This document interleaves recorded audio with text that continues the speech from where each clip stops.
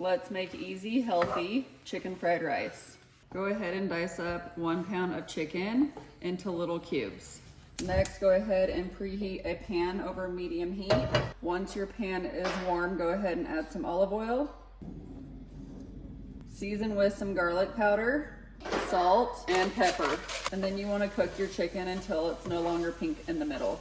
Now that the chicken is done cooking, I'm going to move it to one side. Add in 3 eggs and scramble them.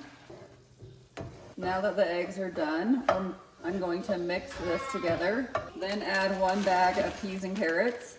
Pro tip, when you make rice, make extra and freeze it. So next, add your rice. And then I'm going to add some cauliflower rice too. Go ahead and mix this all together. Now that this is mixed well together, go ahead and add some soy sauce and then just mix that in. I'll go ahead and put the full recipe in the description below, and then join me for more recipes.